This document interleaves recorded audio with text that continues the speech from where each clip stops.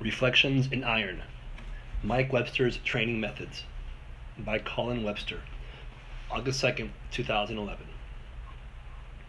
I've been asked from time to time about the training methods of my father, Mike Webster of the Pittsburgh Steelers. This recollection will, of course, be colored by the lens of youth, and for the life of me I can't remember the exact poundages or set rep schemes he used for the most part, having been so small that my own workouts alongside him consisted of straining to deadlift the empty curl bar. But I do remember a lot. The training. He used to take me along frequently to the stadium, and to what was then the Red Bull Inn, a restaurant near our house in Lindenvale, Pennsylvania, that doubled as an underground strength gym. It was real old school stuff. A few barbells and homemade welded racks and benches and such, much like the equipment at our house. Dad was particularly fond of a pair of uprights, metal poles cemented into two semi-truck tire rims, which wobbled and occasionally tipped over when you would try to rack the weights. The plates he had were probably top of the line back then, as was the barbell, but everything else was pure crap. The important thing was it worked. Even harder for me to guess at the weights used in some of his workouts, even the ones I remember with perfect visual clarity. The problem was he was using some kind of foreign plates in kilograms. I didn't understand this until much later when I loaded up the bar with 25-pound metal plates rimmed with thick rubber bumpers. I was trying to put 300 on the bar to warm up for squats and was nearly crushed as soon as I took the bar to my shoulders and began to squat down. These days, there are a lot of kilogram-only plates floating around most gyms, and I still check to make sure what I'm loading. I do remember him saying that for a long time his bench press was just around 350 or so, but his best workout was 445 pounds for 6 sets of 8 reps on the bench. I think he said he finally jumped up in progress when he started really tucking his elbows in. It took a few weeks to adjust, but once he did this, his bench went up. As his career went on, most of his workouts were with an almost close grip on the bench, more for the reason that he needed to focus on involving his triceps as much as possible. Not a muscle isolation thing. His hand placement needed to be inside the other guys to control him, and it carried over better. Just recently, I was reading an old journal he kept. He kept hundreds of pages of notes and thoughts on all kinds of things. I think he was trying to begin a book on lifting weights and strength training specifically for the high school football player. He might have just been designing a program for a young athlete he had met too. He did things like that. Guess what it involved? 5 sets of 5 on heavy barbell exercises like squats, deadlifts, power cleans, and bench press. One instructive note he had on the sheet of scrawl was that once a player had built up a lot of strength in the bench press and the press, he should start rotating in the incline press due to the angle at which the arms are required to push when blocking and trying to stay low. He recommended 3 days a week and 2 or 3 days of sprint training, either before or after legs. He did this himself, either running first, usually for distance, and then working on posterior chain barbell exercises, and sometimes doing sprints after heavy squats, or after driving the sled. He believed you could train the legs to retain more of their strength when exhausted, and conversely, train the legs to retain the ability to move quickly even when tired by strength exercises. He included much less distance than he used to do himself, and prescribed 10 repeats of 40-yard dashes. One of the notes says that with warm-up sets, anything over 8 reps just exhausts the muscle, and do about 2, but no more than 4 warm-up sets before launching into your work sets. His workouts were basic, traditional barbell lifts, lots of bent rows, bench press, overhead press, squats, and deadlifts, even the occasional clean and jerk. He'd lift in the basement of our house in the off-season, or go and meet Steve Curson, Tunch Ilkin, and Craig Wolfe at the Red Bull Inn to push some steel. I was always excited when Dad would take me to the inn because I knew it meant getting set down at a table in the back room and fed my favorite dish of fried flounder. I was convinced it was the secret to getting big and strong because Dad, in an attempt to get me to finish my dinner there one night, told me it was. I never left a bite on that plate, and I never noticed that it failed to put much mass on me at 6 years old. I was working with 3-pound gold plastic dumbbells at the time. Eventually, I would get bored and wander downstairs to the gym, which smelled like sour sweat and athletic tape. It probably didn't help that the gym was in a boiler room and filled with almost a ton of sweating NFL players. The space was somewhat cramped, but the guys would shuffle around each other and take turns pressing weights and having me count the reps for them on occasion. It was often Dad's way of taking time to involve me in his workouts. The weights would clank and the bars would bend. To this day, I long for a place like that to train. There was a kind of ethos, an aura, if you will, that these guys here were here to work, not to talk. Pile on weight and see who could lift it the most. It was about keeping their jobs, getting another step, making darn sure number whoever didn't get past them even one time this year. It was training. There was no jewelry or flash, just old cut-off sweats, jeans, and suspenders, and some really old school lifting. Afterwards, we'd sit back upstairs with a nice cold glass of milk and cool down from our workout. You'll see that milk is a reoccurring theme here, as are squats. He used heavy weights for lots and lots of reps. He used to explain that he trained a lot like a bodybuilder, not just because he needed the size, but because having a lot of strength endurance kept him strong. While the football players who trained like powerlifters using singles and triples lost their strength quickly in the game. He never used isolation exercises, but just did lots and lots of work with the basics. Then went outside in the snow and drove the blocking sled all around the yard wearing shorts, a shirt, and his helmet. I remember watching him walk up and down the incline in our backyard in the winter with a heavily loaded barbell on his back, occasionally dipping down a bit and exploding up, kind of like a push press without the press. The snow was knee-deep, and he would just trudge back and forth in it, stopping to drop down for a lunge or two and a few squats at each end, but never setting down the barbell until he had walked back and forth for several hundred yards. Knowing Dad, I'm almost dead certain it was shortly after Rocky IV that he started doing this. I also think that's why he really liked training in basements and using homemade racks and benches. He would try and sing Eye of the Tiger from time to time, but Dad's singing voice was really truly terrible, as well as his sense of rhythm, occasionally horrifying house guests as he liked to sing The Impossible Dream along with the self-playing piano he was so excited to get. I take after him in that way. One of the most important things to him was getting as much power and explosiveness in his hips and his legs, so he could explode off the snap and get his hips positioned to explode up and into a much heavier tackle or two trying to bust through the line. His legs were truly huge. I don't know what they measured, but I remember that he had to have suits specifically tailored with his legs wide enough to fit in them. Sometimes he used so much weight on squats, the bar would whip up and down at the top of a rep, enough to almost fly off his shoulders. He squatted religiously, as is probably no surprise. I remember when I started really weight training for the first time and Dad walked in. I had read all about this stuff in articles of a bodybuilding magazine, so I totally knew what I was talking about. Wrong. I was doing squats to exact parallels, having set up a bucket and everything so I would know exactly where my depth was. Dad moved the bucket out of the way. Go all the way down, he insisted. You'll not only get stronger where it matters, but it'll feel better on your knees too. I've hurt my knees plenty, but never from squatting low.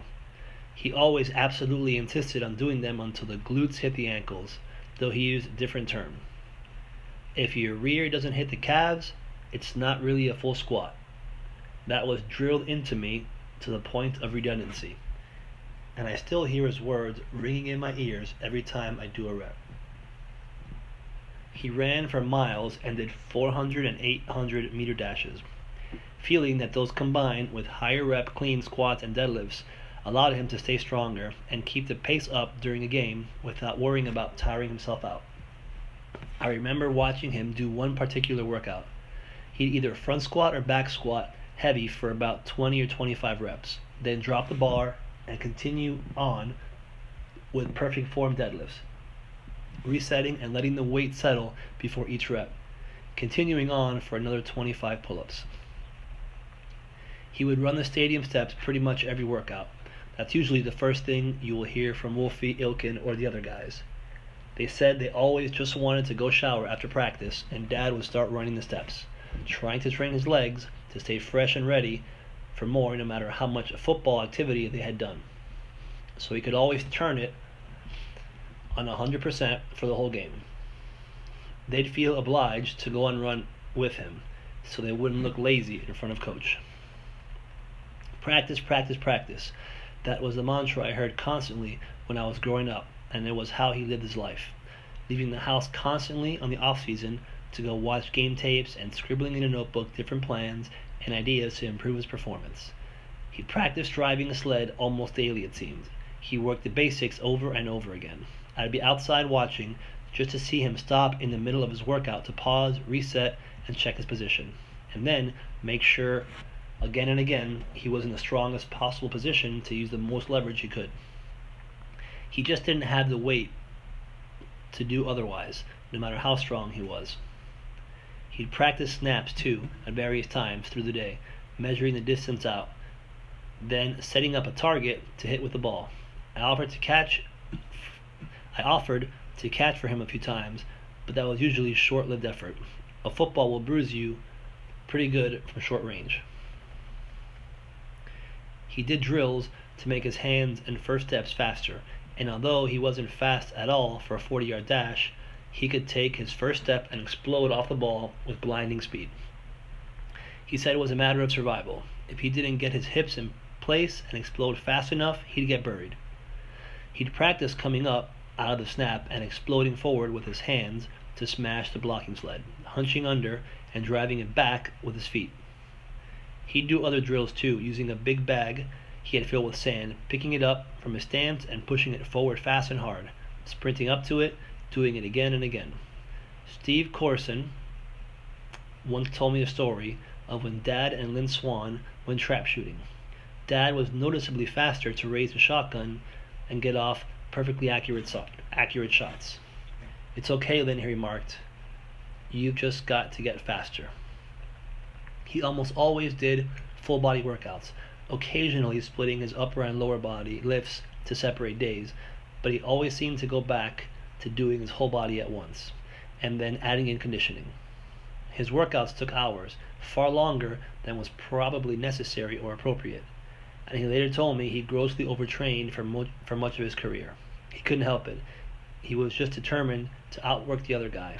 One of my earliest lessons wasn't about self-esteem, in spite of lack of accomplishment, the current norm. It was about failure.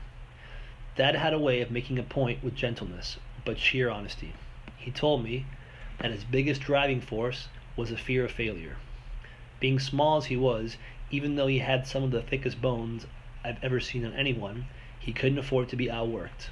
"Son," he said, "I'm not a great athlete, and I'm not quick or coordinated, so my only chance is to tire the other guy out, hit him hard, and never let up." When he began playing for the Kansas City Chiefs, he did most of the lifts he could with dumbbells, and relatively light ones at that. He was mostly just trying to maintain his conditioning, and at that point his body had taken a lot of abuse, so he moved to a one body part per week routine and just repped out with sets of 25 and 50, sometimes even 100. He said the blood flow to his muscles and joints made them feel better. He played the last season with 3 broken ribs and had to take painkillers the entire time to be able to keep playing. It led to problems down the road, most of which was that he never stopped being in massive pain, but he always tried to hide it. Even in his later years, he was amazingly strong. Even after giving up the weights for almost a decade, it seemed he lifted so much his entire life, the strength just sort of stayed with him, even in a depleted state. He almost died a few times when a staph infection flared up, and in the last few years, all he could seem to keep down were pecan swirls, and cold Pepsi. I remember coaxing him to take a steakhouse. I remember coaxing him to a steakhouse where I finally got him to eat about half of a regular sized sirloin. And though it seemed physically impossible, the next day he looked like he'd gained 20 pounds of muscle. He just had a different sort of system. He used to sleep about an hour a night in the last years and had to shock himself with police grade stun guns to relax. He didn't even twitch. Just got a look on his face like people do when they sink into a hot tub. He remained able to literally uproot small trees, and one time I was doing deadlifts with 450 pounds and he wandered in. I asked him a question about squats and he proceeded to heave the weight up onto his deltoids and carry it over to that same crappy squat rack I wrote about earlier and set it down on the rack so he could get under it and show me. I usually say he power cleaned the weight, but it really was more of a sheer heave since he had trouble with regular movement at that point. Having several herniated discs in his back, a torn right rotator cuff, calcified feet, and a heel that was literally in two pieces from having been broken and never allowed to heal properly, he played most of his career like that. Diet and natural supplements. The thing he played the most with was diets and natural supplements. He was a devotee of desiccated liver tablets. I have relatives who still tell stories of riding in the car with him and having to roll the window down at -30 below in the northern Wisconsin winter as a result. Every week he seemed to have a new vegetable juice drink or vitamin he took. One of the constants were the old Uptime pills, an herbal stimulant with caffeine, vitamin C, wheatgrass, cayenne pepper, ginseng, bee pollen, and microspirulina algae, and loads of vitamin C chewables. Post-workout recovery, iced milk. He drank it when it was hot and especially during two-a-days. He said it was the most refreshing thing he could think of and it restored his energy best. He found it hard to get down a lot of food in between practices in the heat, and it let him take in enough calories. I think we went through 2 or 3 gallons of milk a day at our house, much of it being consumed by the big lumbering man coming up from the basement weight room on shaky legs to take in a few glasses. He used to make these awful vegetable juice concoctions. They'd be green and black. He'd always try new ones, and they were all just awful. I made the mistake of asking to try one and nearly vomited. I guess it was really expensive stuff, and he insisted that I finish it. I don't think I've ever forgiven him for that. KM juice, for those of you who remember it, was a staple for him, and usually half filled his closet. Royal jelly was another favorite, though I don't know that it ever benefited him. Dad swore by it and almost always had some. He broke with the thinking of the time concerning pre-game and pre-workout nutrition. During two-a-days and before a game, the trainer stuffed the players with steaks and other high-protein foods, and this was their thinking for much of his career. He said nothing was worse than having something that looked like the old 96er in your stomach while trying to practice in the August heat. He later settled on just a little bacon rather than a heavy dose of protein or carbs as the ultimate pre-effort meal. He claimed the fatty acids kept his energy levels higher and steadier without making him feel like he had something bouncing around in his gut while on the field. I don't know about the science, but before running a Marine Corps PFT to this day, I try and get some bacon in, and by experimenting, I found I performed markedly better because of it. He ate steaks and drank milk in large quantities at mealtimes though, whether it was a sort of go mad thing or just a drink of choice for a farm boy from northern Wisconsin, I'll never know. Dad had a thing for potatoes too, with lots and lots of butter. He never gained an appreciable amount of fat, probably because his 2 and 3 hour workouts, and occasionally longer, would eat up all his calories, and also because he actively tried to avoid weight gain after he reached 245 or 250. He said the programs at the games and trading cards always listed him as 260 or 265, but he never got that big. In fact, in later years, he tried to drop a few pounds every season and said it was necessary for an older player to stay quick off the ball. I think for the most part it was just lots of good solid food, meat and potato style, when he got hungry, mostly just 3 meals a day. I'd say milk was his snack, with perhaps a few of the world-class chocolate chip cookies or walnut brownies my mom used to constantly make thrown in. In those days, he didn't really have to worry about calories, so he piled it on. I remember he would pretty much always sit in the evenings, and Dad would be having some milk and cookies before bed, or a big chunk of cheese. He'd make sandwiches for lunch, some good thick hearty bread, and lots of roast beef piled on. He liked turkey with some mayo and thinly sliced onions, with a big glass of milk, of course, and we'd chow down. He'd make a cheeseburger too, with bacon, and man, he could really cook them up. I've yet to have one anywhere that tasted as good as Dad used to make. He had a big cast iron pan he'd fry them in for lunch. He'd usually grill for dinner, and we'd eat that. I'd say his plan, other than to eat a lot of solid food, at least early on, was 3 big meals and snacks when he wanted them.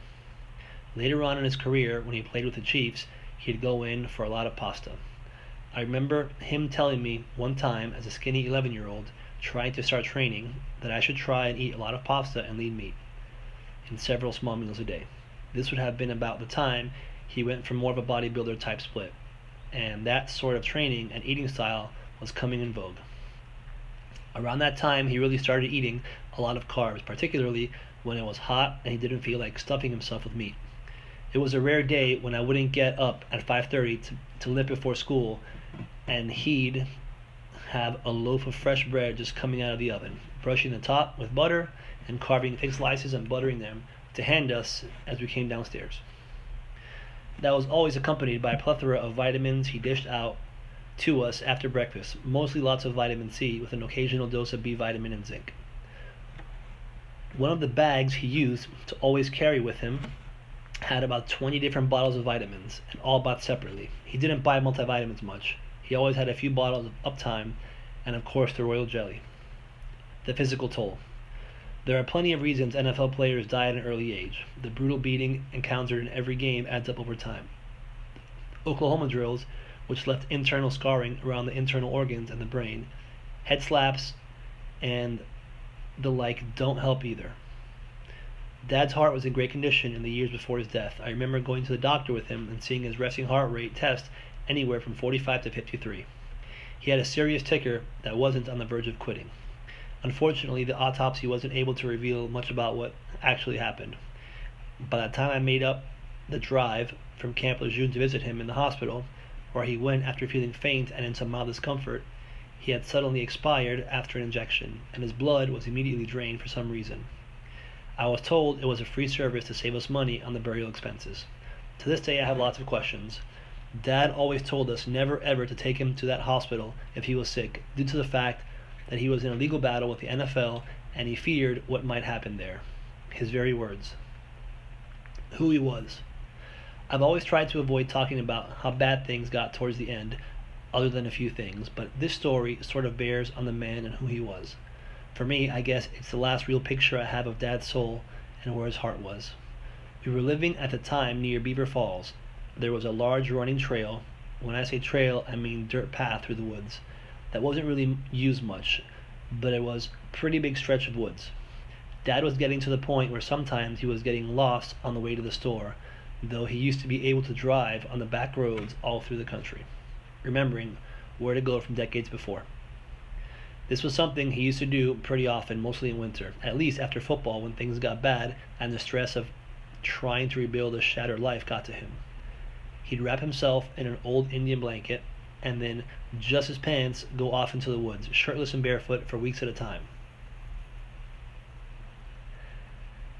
He'd be out of contact and we couldn't find him or get a hold of him.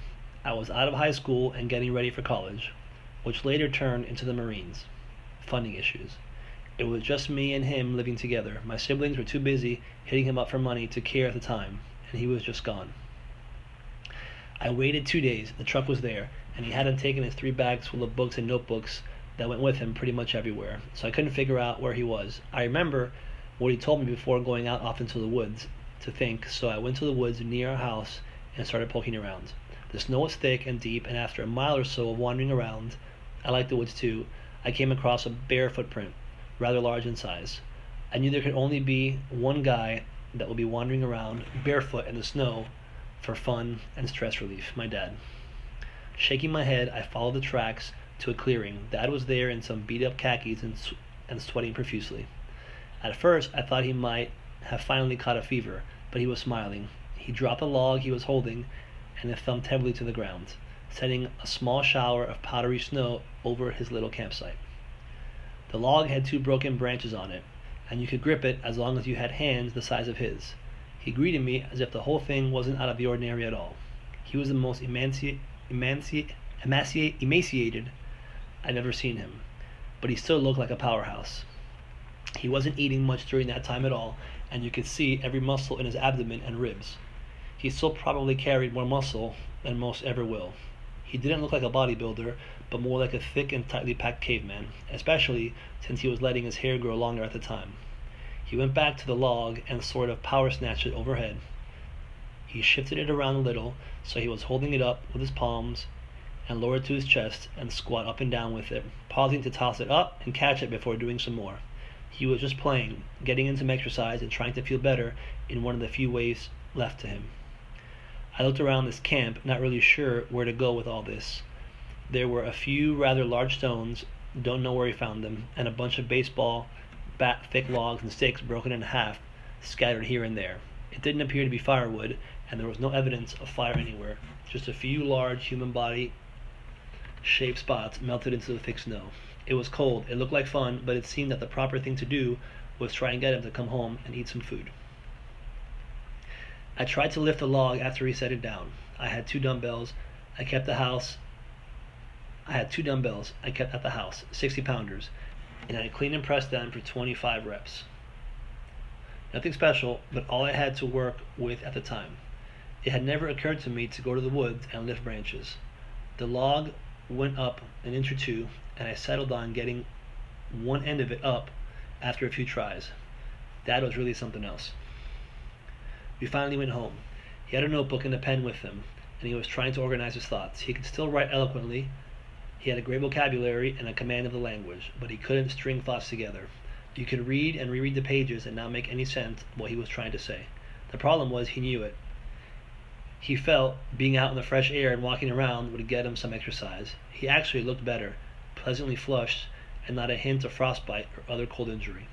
The cold never really bothered him at all. This was late 1999. He passed away in 2002. So in the end, when he really needed to just get back to the things that inspired him, the things that were healing to his soul, to make sense of the world again, he turned to the outdoors in midwinter and lifting. A few 100-pound log was what gave him relief. As Rip said in his email, Mike Webster was a lifter, probably first and foremost, along with all the other wonderful things he was. I hadn't thought about that incident in a long time, hadn't shared it, but what he said brought it back into my mind, and it seemed important to share. I guess to a lot of people it would seem a sad story, but he was anything but sad in that day. In fact, I think he would have preferred to spend more time just like that, out in the woods, just him and a weight to lift to play with. Finally, I'd like to pass some things along from him, and maybe they'll get out. Mike wanted everyone to know that the reason he wore his sleeves high and tight was to keep opponents from grabbing him, not to intimidate the other players. It bothered him that people thought that.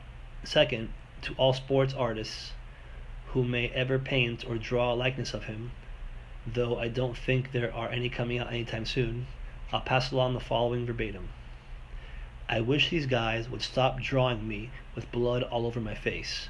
I don't even remember having blood all over my face. It looks like I got beat up or something. To all who read this and remember number 52, my sincere thanks and appreciation. Thanks for helping me remember.